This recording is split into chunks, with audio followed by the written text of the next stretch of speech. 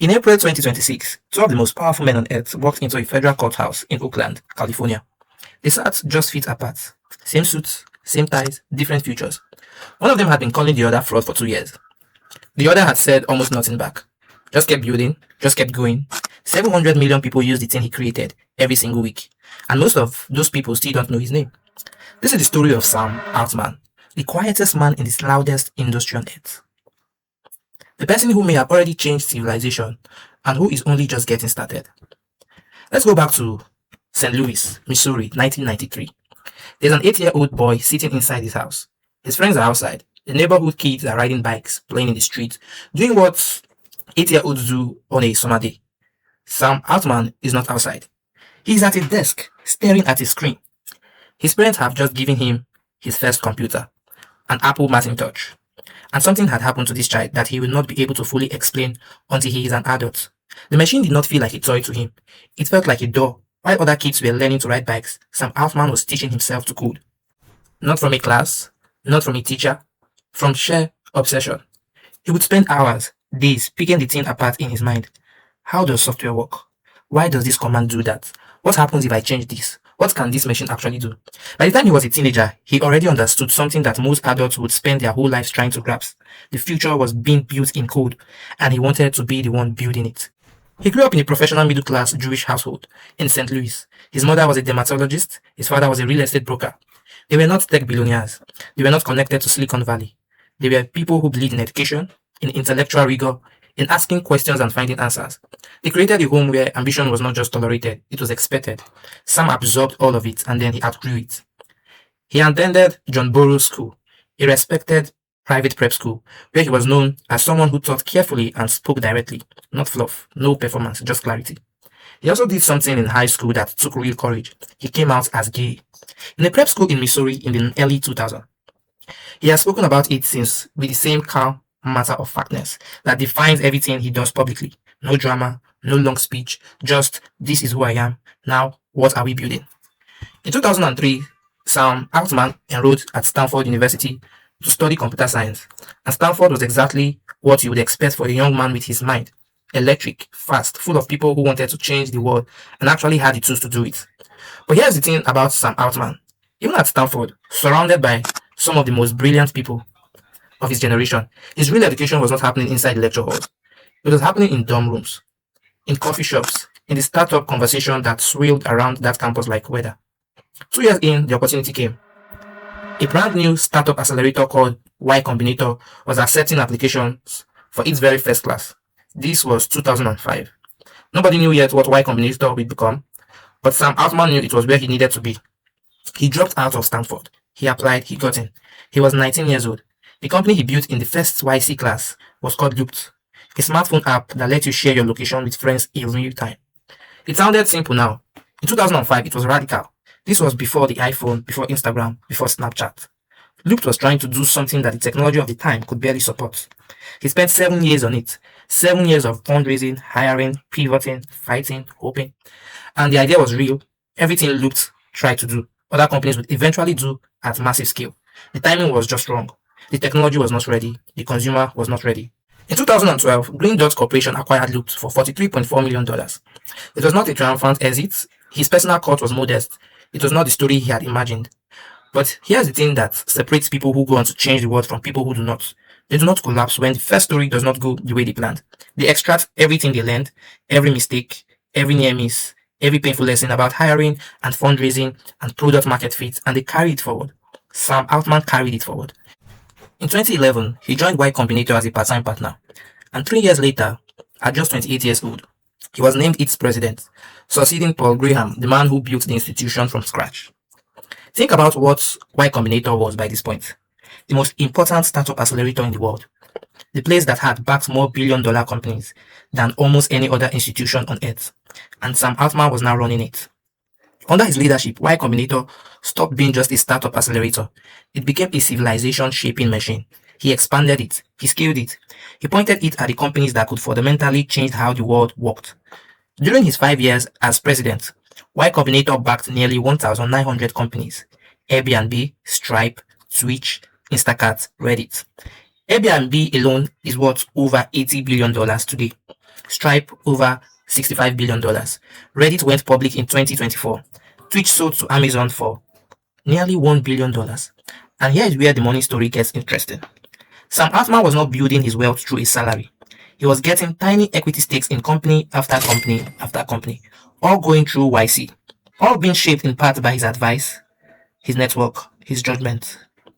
While he was sitting across the table from founders, giving them feedback on their pitch decks and product roadmaps, he was also quietly accumulating one of the most diversified and high-value investment portfolios in Silicon Valley history. This is how he built his $2 billion fortune. Not through one giant exit, through hundreds of small bets on the future, made over a decade, from a position of unparalleled access. But none of that, not looped, not Y Combinator, not the investment, is what the story is really about. You see, it is December 2015. A group of people sat down together in San Francisco with the shared and slightly terrifying conviction: artificial intelligence is coming.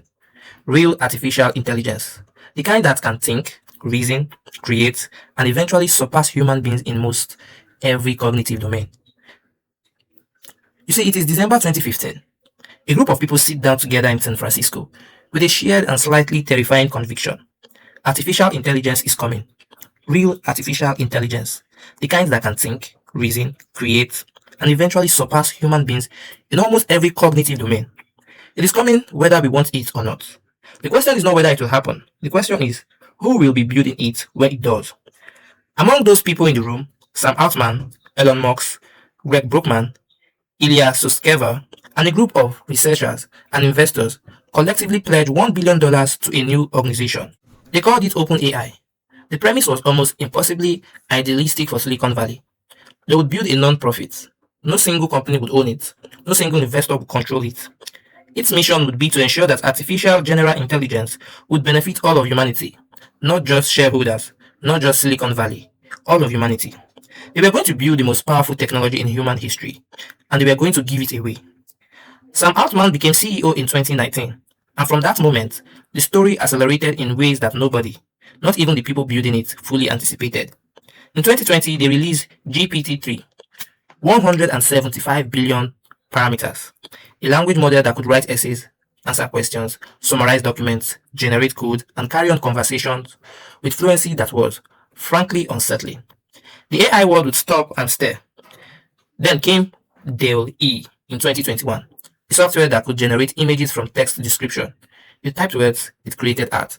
The implications for every creative industry on earth were immediate and enormous.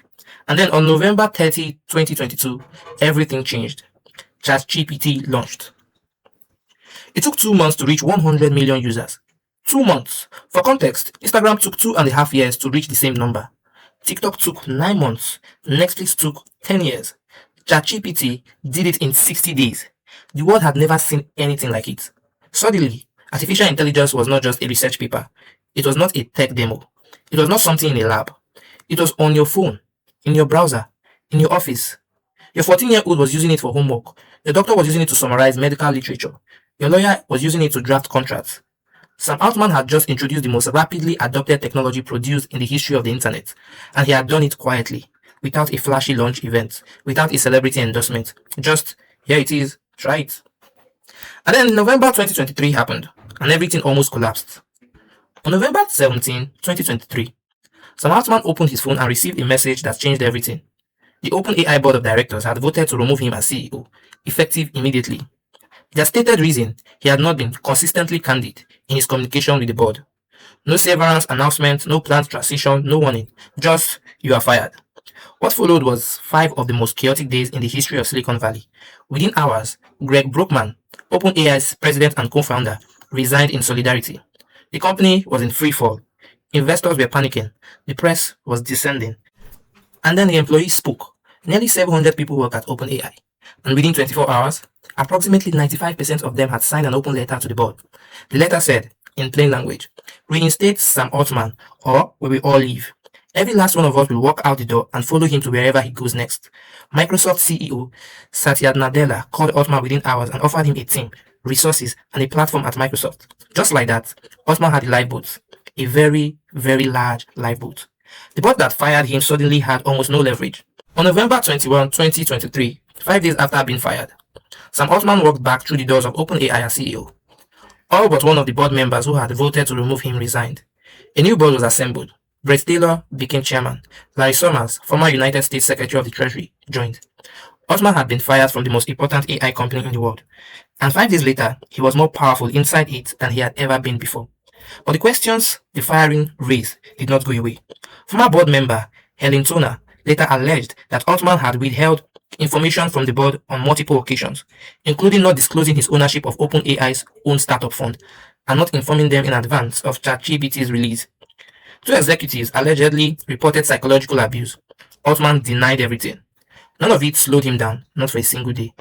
By 2025, Altman was reporting 700 million weekly ChatGPT users. Microsoft had invested approximately $13 billion. SoftBank led a $40 billion investment round, one of the largest in private company history. The company was chasing a $500 billion valuation. GPT-4 had passed the bar exam, passed medical licensing tests, passed standardized graduate assessments. The non-profit that was going to save humanity from dangerous AI had become one of the most valuable private companies in the world. Now, the feud. Sam Altman and Elon Musk built OpenAI together. They were co-chairs. They shared the founding vision. For 3 years, they sat at the same table, working towards the same goal. And then in 2018, it ended. Musk proposed that he should take personal control of OpenAI. He wanted to run it himself, the way he runs Tesla and SpaceX. He believed it was the only way to truly compete with Google. Altman said no. Musk left. For years, the wound festered. Musk watched as OpenAI transformed from non-profit he had helped fund into a commercial juggernaut with Microsoft money flowing through its veins. He started calling it a betrayal. He started calling Altman a fraud. He started publicly using the nickname Scam Altman. In 2024, Musk filed 2 separate federal lawsuits: fraud, breach of contract, betrayal of charitable trust. He accused Altman and OpenAI of taking donations from well-meaning people who believed they were funding a non-profit mission, and then quietly building a commercial empire instead. On April 27, 2026, the case went to trial. Federal Courthouse, Oakland, California. The room was packed. Cameras were not allowed, but what came out of that courtroom was extraordinary. Altman and Musk sitting feet apart, same suits, same ties. The 2 men who once shared a vision for the future of humanity, now separated by lawyers and binders and years of escalating hostility. But Musk took the stand first. He testified about the moment Microsoft made its $10 billion investment. I reacted quite negatively, he told the jury. At a $10 billion scale, there is no way Microsoft is just giving that as a donation. I texted Sam Altman and said, "What the hell is going on?" I said, "This is a bait and a switch." OpenAI's Anthony stood up and delivered what may go down as one of the most pointed courtroom openings in tech history. "We are here," he told the jury, because Mr. Musk did not get his way at OpenAI. He quit, saying they would fail for sure, but my client had the nerve to go on and succeed without him. The trial is still ongoing. The verdict is not yet in. But here is what is already decided. Sam Altman is sitting in that courtroom not as a defendant who is afraid. He is sitting there as a CEO of a company worth hundreds of billions of dollars, with 700 million users, backed by the most powerful names in technology and finance on earth. He won the argument in the marketplace. Now the lawyers are catching up. Let us take a step back, because Sam Altman is not just building one thing. While running the most important AI company in the world, he has been quietly making bets that suggest he is thinking about something much larger than ChatGPT. He is a chairman of Helion Energy, a company trying to make nuclear fusion commercially viable. Not fission, fusion. The process that powers the sun. Limitless, clean, safe energy. Helion has raised over $570 million. Microsoft has already signed a deal to buy its electricity when it works. He co-founded WorldCoin, now rebranded as World, a project with one of the most ambitious premises in the history of technology. Use iris scanning hardware to create a verified digital identity for every human being on Earth. Then use that identity infrastructure to distribute universal basic income, funded by the wealth generated by artificial intelligence, to everyone on the planet. Think about that for a moment. He's building AI. He's building the energy to power AI. And he's building the system to distribute the wealth that AI creates to every human being alive. These are not the moves of someone thinking about the next quarter's earning. These are the moves of someone thinking about the next 100 years. In 2021, he published an essay called Moore's Law for Everything. In it, he argued that within 10 years, AI would generate enough economic value to fund a universal basic income for $13,500 per year for every adult in America, not as charity, as a dividend from the productivity of machines.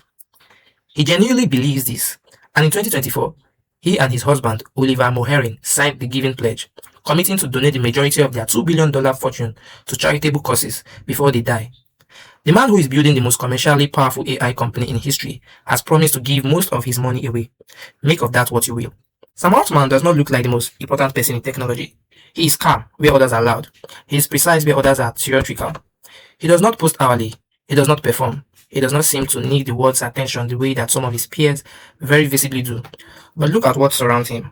700 million people use his products every week. Microsoft has staked its entire future on a partnership with his company. Apple has integrated his technology into its devices. SoftBank poured $40 billion into his vision.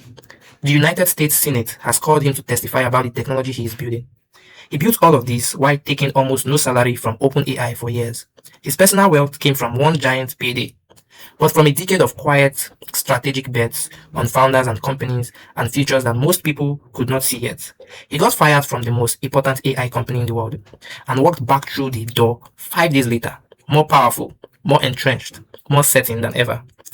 He has described what he's building, artificial general intelligence, as potentially the most dangerous technology in human history.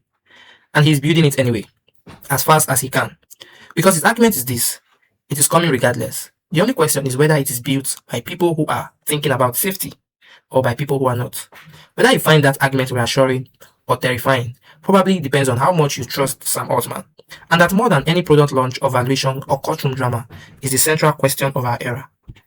Because here is what gets lost in all the noise. He is 40 years old. 40 years old. He has already built the most widely used AI products in the history of the internet. He has already assembled the most powerful corporate coalition in the AI world. He has already survived a firing that would have ended almost anyone else's career.